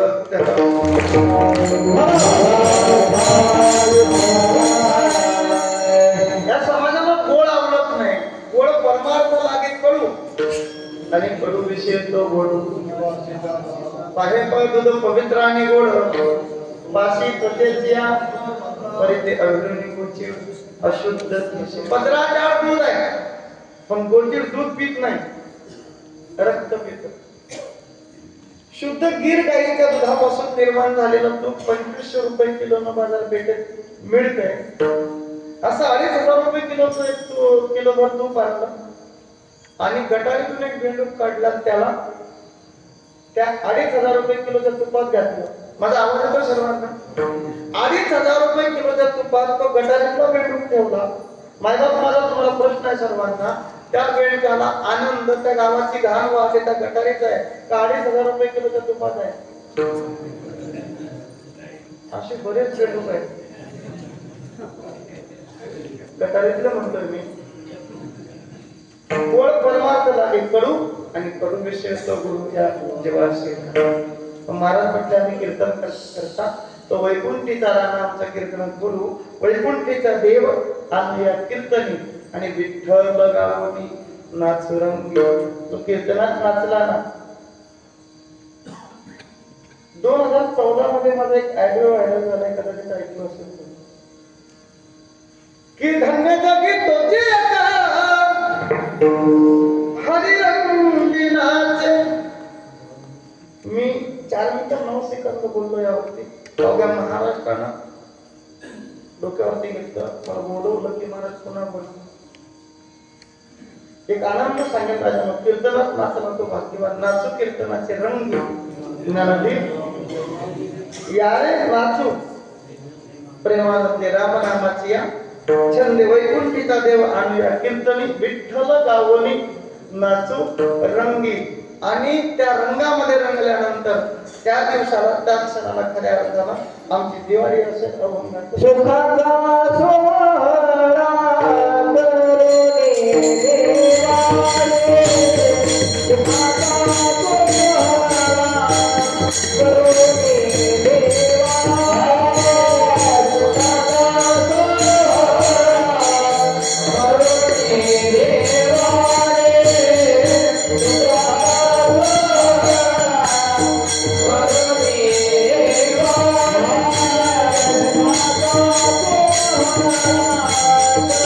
करोने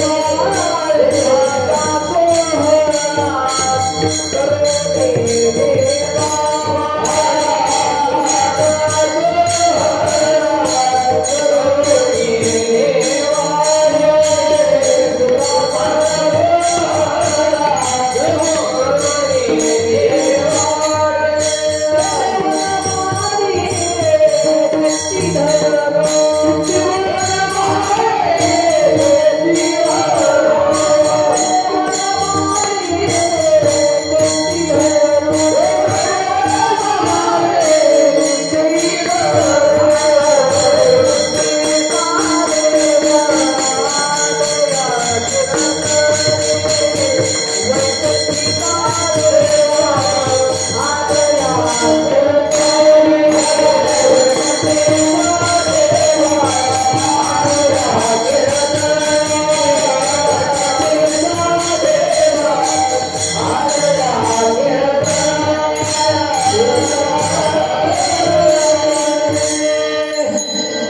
देवाने, सुखाचा सोहळा करोनी दिवाळी शब्द आला गेला. तुका म्हणे आले घरा दिवाळी दसरा दिवाळी तोची आमसना, दसरा दिवाळी आमच्या जीवनातला खरा दसरा आणि खरी दिवाळी तीच. संत सखेजन किंवा हरिजन संत भेटले की त्यांना काय विचारायचं, काय मी उद्धार पावे काय ऐसे तुम्ही सांगा संत जन करा समाधान. विचारते गेलो की माझा उद्धार होईल का, आलोय मी जन्माला पण मी मोक्षपदापर्यंत पोहोचेल का, या जन्माचं सार्थक होईल का. महाराज इतक्या आनंदानं समोर प्रगट केलं सौतोबरायांनी की सुखाचा सोहळा, सुख शब्द आलाय. बसलेले तमाम वारकरी माय बसलेले माझे बंधू बांधव सर्वजण ऐका. सुख ही एक अंतःकरणाची श्रीमंती आहे. शेवटचे 5-7 मिनिटं जीवाचं काम करून ऐका. आपण सर्वजण सुखी आहोत की समाधानी आहोत? सर्वजण जाऊ का मी बोला करा शेवटचे 5-7 मिनिट. आपण सुखी आहोत की समाधानी? नाही एक उत्तर द्यावं लागेल. तुम्ही 2 सप्ताही नाही करा.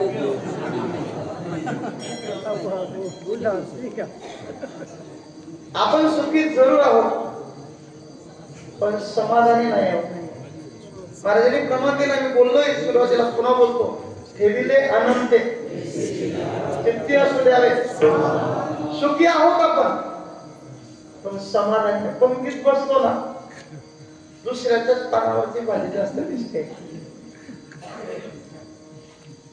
लय मिळाला तरी अपेक्षा आहे अजून मिळायला हवं. लक्षात घ्या. भगवान शंकर प्रसन्न झाले. परंतु काय हवं ते माग. जनक तप तपश्चर्या केली. तो म्हटला ज्याला हात लावेल त्याचं सोनं झालं पाहिजे. घरी गेला, पत्नीला हात लावला, स्पर्श केला, ती सोन्याची झाली. मागणी चुकीची आहे की बरोबर आहे? मी सुरुवातीला बोललोय मागणारा चतुर असावा. सोन्याचा हरिण मागितलंय का बहीण? 6 महिने रडावं लागलं त्या माऊलीला रामायणात.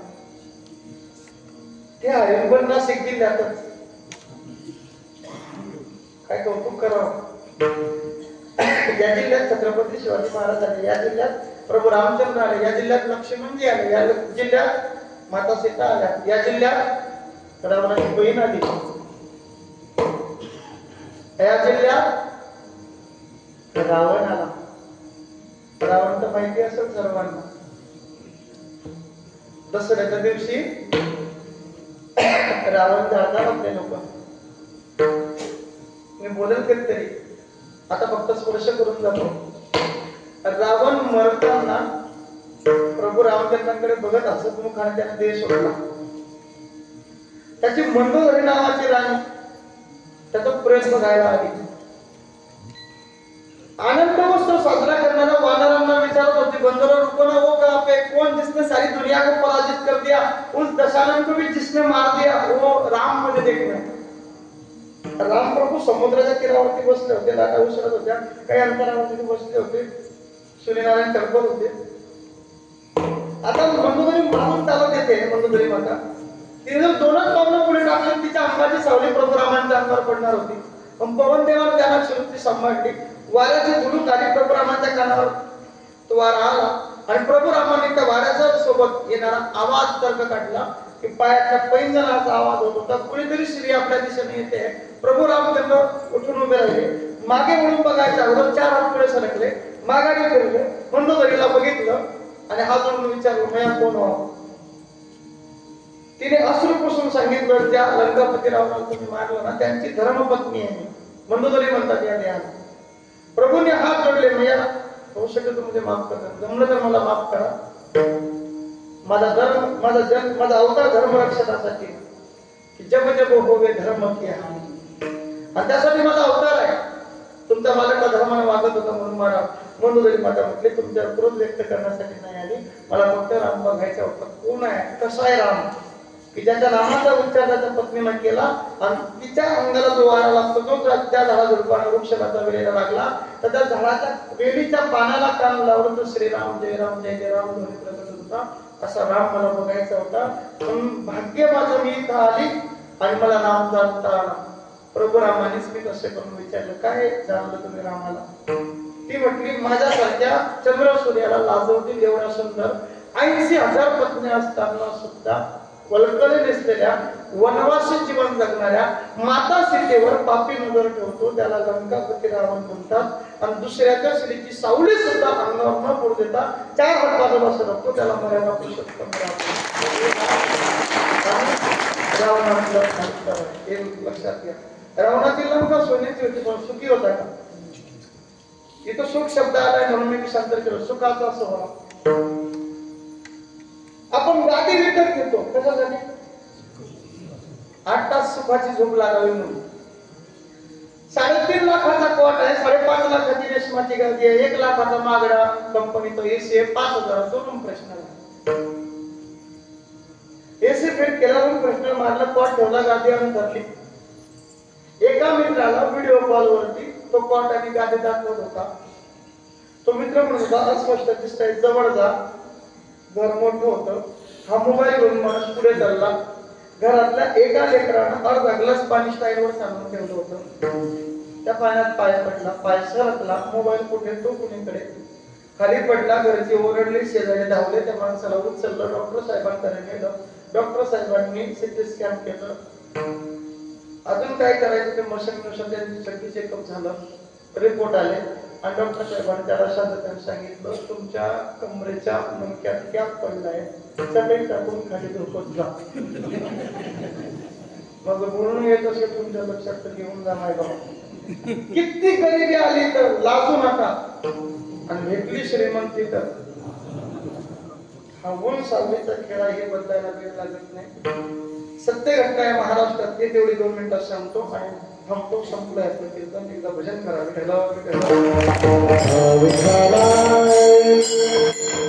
आपल्या अहिल्यानगर जिल्ह्यामध्ये जामखेड नावाचा एक तालुका आहे. जामखेड तालुक्यामध्ये खर्डा नावाचं एक गाव. त्या खर्ड्याला एक किल्ला आहे. कधी गेला तर बघा, बघितला असेल तर मान्य करा. आपल्या हिंदुस्थानातली शेवटची मराठ्यांची लढाई, तलवारीचं युद्ध शेवटचं आपल्या देशात. तिथून पुढे तलवारीचं युद्ध घडलं नाही असं कुलश्री गुरूंच्या मुखातून मी ऐकलं. त्या किल्ल्यावर झालं आणि त्या किल्ल्याचा किल्लेदार होता राव रंभा निंबाळकर. चांदीच्या पाटावर बसायचा, सोन्याच्या ताटावर जेवायचा, असा ऐश्वर्यातला माणूस. एक लक्षात घ्या. पण मला असं वाटतं की वेळ मला बोलणार नाही. कुणाचे कचेरी तुमच्याकडे तो मान्य करतो. नक्की मला आठवण परिसरात आलो. त्याचा संबंध आपल्या सटाणा तालुक्याशी जोडलेला आहे. मी मान्य कधीतरी 8:40 ला आपलं कीर्तन आरंभ झालंय. 10:40 ला मी सोडायला पाहिजे. 2 मिनिटं मी तुमच्या आधी घेतले, त्याबद्दल दिलगिरी व्यक्त करतो. सुखाचा सोहळा करून दिवाळी. आता सुख शब्द आहे म्हणून स्पर्श करून जातो. सुख वसे याची ठाई बहुपाई, सर्व सुखाचे आगर. तुका म्हणे काही न मागो आणि तुझे पाय सुख सर्व सुखाचा सोहळा करून दिवाळी. भगवान कृष्ण परमात्म्यांनी 8व्या अवतारामध्ये भूमासूर नावाचा राक्षस मारला. त्याचं दुसरं नाव आहे नरकासूर. त्याला ज्या दिवशी मारला त्या दिवशी तिथी होती आणि म्हणून त्या तिथीला म्हणतात. आज कितवा दिवस आहे दिवाळीचा? चहा मागवू का तुझे? चला, कितवा? 5वा दिवस. लक्षात घ्या. कारण आज पाडव्यापर्यंत आपण पोहोचलात. त्या नरकासुराला मारल्यानंतर त्याच्या बंदीतल्या 16,000 स्त्रियांना परमात्म्याने मुक्त केलं. ज्यांचं पाणी परमात्म्याने पुढे ग्रहण केलं, देवाने त्यांना पत्नी म्हणून पुढे स्वीकारलं. त्या नरकासुराच्या मृत्यूनंतर जो विजय उत्सव साजरा झाला त्याला आपण दिवाळी असं म्हणतो. अनेक ठिकाणी अनेक कारणात प्रतिपादित केली जातात. आणि त्या दिवाळीच्या पाडव्याला ही सेवा, हा उत्सव प्रतिवर्षी या ठिकाणी संस्थानला श्री गुरु परिवृत्त पोपटजी नानांच्या सानिध्यात संपन्न होतो. 2025 या वर्षातील ही सेवा माझ्यासारख्या पामरापर्यंत संस्थांच्या वतीनं तुम्हा सर्वांच्या वतीनं समर्पित करण्यात आली. डोंगरगाव आमच्या आदरणीय रिक्तपरायण चंद्रकांत बाबांची अंतकरणातली इच्छा होती की महाराज यायचं. कर्म सर्वांना सर्वांना दर्शनाला पाहिजे करलो. बोलण्याच्या ओघामध्ये एखादा चुकीचा शब्द निघू शकतो. आयाच्या प्रसादे काही बोलिलो विनोदे, मज क्षमा करणे संती हे अंग. सुखाचा सोहळा करुणी दिवाळी आणि प्रेमे मनमाळी चित्ती धरू. शेवटी महाराजांनी विनंती केली की सावता म्हणे ऐसा भक्ती मार्ग धरा आणि देणे मुक्तीद्वारा ओळंगती विठोबा.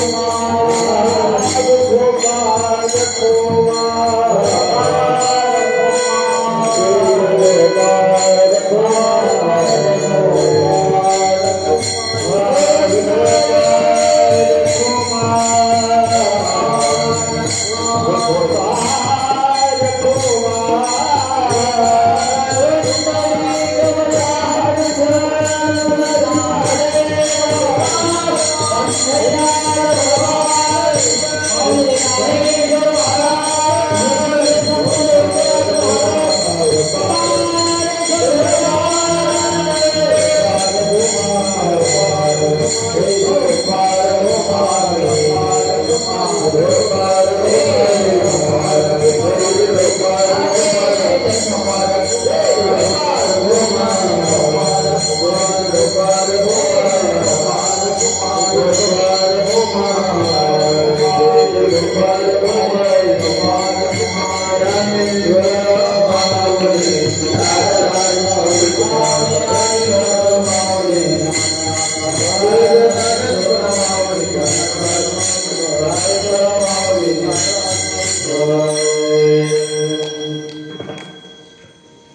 विठ्ठल जय जय विठ्ठल जय जय विठ्ठल बोली मेरे गुरे वासुदेव महाराज